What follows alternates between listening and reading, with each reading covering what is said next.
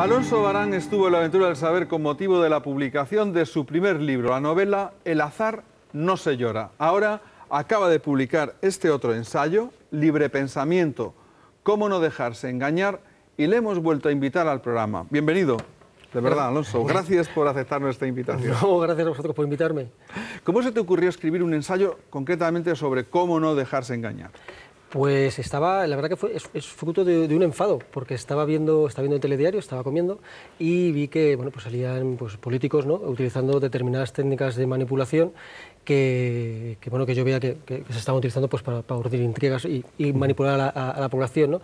Entonces dije, bueno, esto es insoportable, la gente debe saber cómo les están manipulando para poder tener libertad de elección y un criterio propio en el que poder basar sus decisiones, ¿no?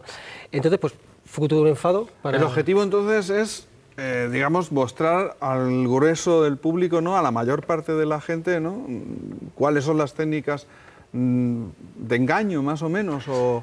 Sí, bueno, más que nada es, efectivamente, es mostrar las técnicas que se utilizan pues, para dirigir el pensamiento de las personas hacia intereses que no son altruistas, ¿no? O sea, entonces, pues se utilizan, son cosas que todos tenemos dentro de nosotros, con determinadas técnicas se activan determinados resortes psicológicos y psicosociales que permiten dirigir la mente. Entonces, la idea era, mire, mostrar cómo funcionan ese tipo de resortes, mostrar cómo funcionan las técnicas que se utilizan para activarlos, de forma que una vez que alguien utilice esa técnica para activarlo, pues diga, oiga, perdón, pero me están manipulando y no voy a entrar en ese juego.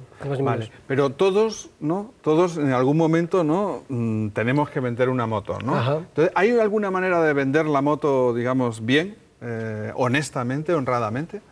Bueno, o sea, sí, a verla hayla, ¿no? Pero ¿qué ocurre? Que no la venderías. O sea, dices, no, mira, es que he tenido un accidente con la moto, la he arreglado y está muy bien. Si fuese la única moto, si todos fuesen con esa misma honradez, sinceridad, ¿no? Efectivamente, sí. Pues entonces, pues podría venderse. El problema está en que hay competencia. Entonces, hay gente que dice, no, yo utilizo una serie de técnicas para vender la moto. Yo no le digo que he tenido un accidente y tiene 0 kilómetros, le he bajado todo el cuenta de kilómetros. Entonces, claro, como nosotros no tenemos acceso a los entresijos de cómo está la moto, pues te fías de la palabra de quien te la está vendiendo y eliges pues basándote en una falsa realidad que la das como buena, ¿no? Entonces, en realidad no hay manera, porque hay otros que van a utilizar pues trampas para vender. ¿Y cuáles son las principales trampas para vender que se usan? El lenguaje, sin duda. La principal es el lenguaje, pero por una cuestión muy simple, y es que el lenguaje va unido al pensamiento, son indisolubles. Entonces, ¿qué ocurre? Que el lenguaje genera emociones y las emociones incitan a la acción. Entonces, si yo manipulo a través del lenguaje la mente humana hacia la ira, el miedo, el anhelo, la gente ya has enganchado con esa irracionalidad, y cada vez que enganches con esa ira, con ese anhelo o con ese miedo o con otras emociones, lo que hace es que con tus palabras puedes dirigir irracionalmente a la gente hacia donde tú quieras, ¿no? Esa es una. Otra es que es también la utopía, ¿no? Es decir, por ejemplo, la religión te plantea que tras la muerte hay una realidad utópica, que es la bienaventuranza. ¿Lo puedes creer o no? Sí, de acuerdo, pero para conseguir esa bienaventuranza se te pide que hagas determinadas cosas, con lo cual, con ese anhelo de conseguir esa trascendencia, tú vas a aceptar pues, códigos de conducta y códigos de autoridad y vas a dedicar tu vida a ello. Eso, claro, si lo llevas a la política, pues también se producen pues, muchas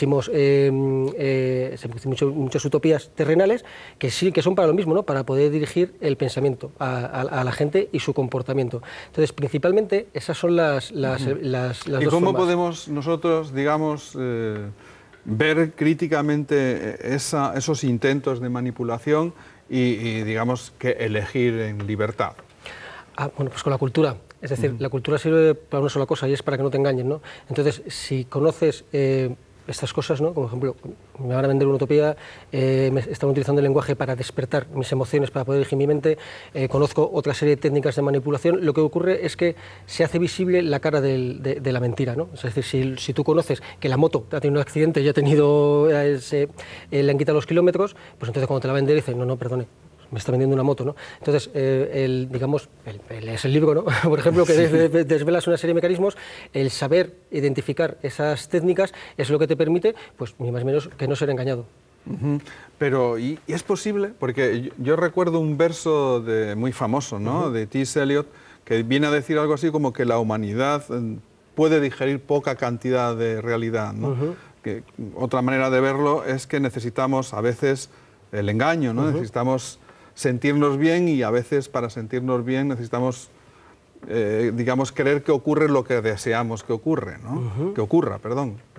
Claro, es que a todos nos gusta creer como cierto las cosas que se ajustan a lo que deseamos. A nuestros deseos. A nuestros deseos, ¿no? Entonces, claro, si alguien te dice, te voy a dar lo que deseas, bueno, genial, lo creo como cierto.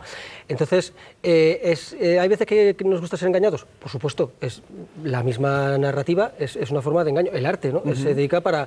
Y eso sería un engaño bueno, ¿no? Eso es un engaño bueno. Es decir, la dosis de realidad que uno puede soportar es, voy a trabajar, tengo pues, que pagar mi hipoteca, tengo que pagar mis impuestos, tengo problemas con el jefe, lo que sea y tal, ¿no? Entonces, si tú después de toda esa realidad resulta que no tienes una forma de evadirte, como es el arte, como es el arte en todas sus expresiones, ¿no? O sea, el cine, lo que le gusta a cada uno, ¿no? Sí. Eso es una forma en que pues, te estás engañando de la realidad, ¿no? Te estás evadiendo y es una forma de engaño positiva. El problema que tenemos es que son los engaños negativos, ¿no? Porque esta forma de engaño positiva es una forma de engaño positiva porque te ayuda a vivir mejor. Sí, claro, por supuesto. Claro. Y digamos que la forma de engaño negativa sería la que te hace mal vivir. Efectivamente. Por ejemplo, si alguien... pongo un ejemplo que creo que va a ser bastante revelador, ¿no? O sea, el cuerpo humano es indisoluble también de la mente, ¿no? Entonces, mente y cuerpo unidos. Si yo te engaño tu mente, consigo que tu cuerpo pues, haga lo que... se someta a una realidad, ¿no? que puede ser penosa.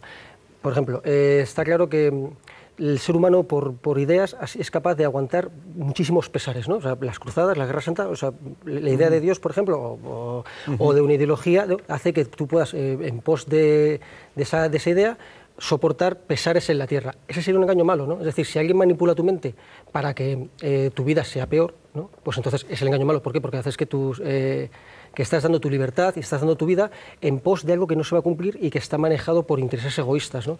Entonces, por eso digo, ese engaño, esa idea mala es la perjudicial porque hace que tu vida sea peor y pierdas tu libertad. El engaño bueno pues es el que te hace sentir bien, el que te hace, es lo que digo, el cine, ¿no? Pues me gusta ir al cine y ver Batman, por ejemplo, y sentirme, qué bien, qué divertido, ¿no? Pues me hace sentir bien durante 2 horas, ¿no? Y esas, pues, serían las dos formas. Muy bien, Alonso. Oye, hablemos ahora un poco de las conclusiones de tu libro. ¿Qué recomiendas en tu ensayo? Bueno, recomiendo mantenerse alerta, ¿no? Es decir, si das una serie de técnicas para que no te engañen, lo suyo es como utilizar cierta tensión para ello, ¿no? Es decir, no se trata de... Como ejemplo, la revolución es una cosa que da una vuelta y vuelve al mismo punto, ¿no? Entonces es como un cigüeñal, ¿no? El pistón da una vuelta, transmite energía, da una vuelta, vuelve al mismo punto. No, lo que se trata es mantenerse alerta, porque si tú vas a un mismo punto, vuelves a donde has partido, ¿no? Es decir, entonces no se trata únicamente de leer y ya dejo de ser que me engañen. No, se trata de leerlo y decir, pues hay determinadas técnicas y las pongo en práctica. Y es un rollo, porque claro, requiere energía en el sentido de que tengo que estar siempre alerta, tengo que estar pendiente de que me pueden engañar, pero esa alerta es lo que te hace pues no ser engañado, ¿no? Y no volver al mismo punto que he partido. Me han engañado, me leo algo, vuelvo al mismo punto de partida, que es que me puedan seguir engañando. Entonces, pues recomiendo que pues la gente lo lea, por supuesto, que aprenda esas técnicas y que las tenga presentes siempre, que es la forma de que no le engañarán. Muy bien, Alonso, ha sido verdaderamente un placer acompañarte estos minutos, leer el libro. De verdad, esperamos verte en cuanto tengas la siguiente noticia. Vale, muchísimas gracias, el placer ha sido mío.